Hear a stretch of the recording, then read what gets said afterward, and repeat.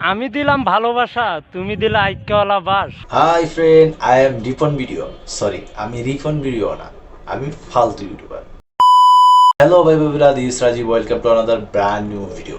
দেখুন, যে একটা মানুষ এক সময় বিরক্তির কারণ ছিল, সেই মানুষটাই কিন্তু এবার সবার পছন্দের একজন মানুষ হয়ে উঠেছে। হিরো আলমের ভিডিও বা কোনো কিছু দেখলে কিন্তু আমাদের একবারে অবস্থা খারাপ হয়ে যায়। সেক্ষেত্রে কিন্তু রিপন ভিডিও, যার কোনো শিক্ষাগত যোগ্যতা নাই, যার কিনা কোনো ভিটামাটি নাই, সে কিন্তু এখন সবার মন জয় করে নিয়েছে।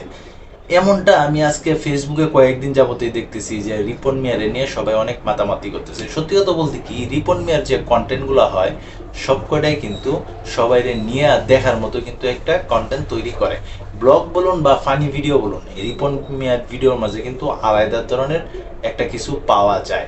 সেজন্যই কিন্তু এখন বড় বড় সেলিব্রিটি যারা আছে তাদের সঙ্গেও কিন্তু এখন রিপন মিয়া কাজ করতেছে। কয়েকদিন আগেই তো জঙ্গলি সিনেমার প্রমোশনও কিন্তু আমরা দেখছিলাম সেই রিপন মিয়ারে। তাছাড়া মোশাররফ করিমের সঙ্গে কিন্তু একটা টিভি অ্যাডও করছে এই রিপন মিয়া, দেরি কিসে, লাগান হন। এখানে কিনা একটা সতর্ক বার্তা ছড়িয়েছিল হর্ন বাজানো নিয়ে। তো আমাদের রিপন মিয়া কিন্তু উইরা এসা জুইরা বসে নাই। এই রিপন মিয়া কিন্তু সর্বপ্রথম সে ছন্দ বলে বলেই কিন্তু ভাইরাল হয়েছিল।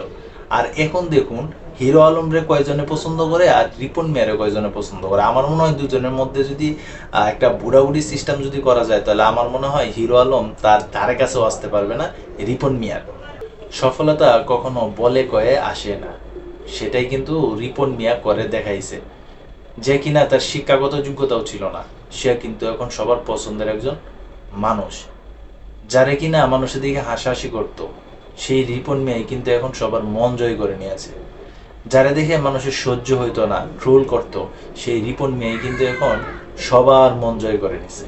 তো তোমরা যারা এই ধরনের ভিডিও দেখে পছন্দ করো, অবশ্যই চ্যানেলটাকে সাবস্ক্রাইব করে পাশে থাকতে পারো। তো এই ছিল এখনকার মতো ভিডিও। তো সবাই ভালো থাকবে, সুস্থ থাকবে, আর হ্যাঁ, কাছের মানুষটা ভালো রাখবে। ধন্যবাদ সবাইকে, আল্লাহ হাফিজ।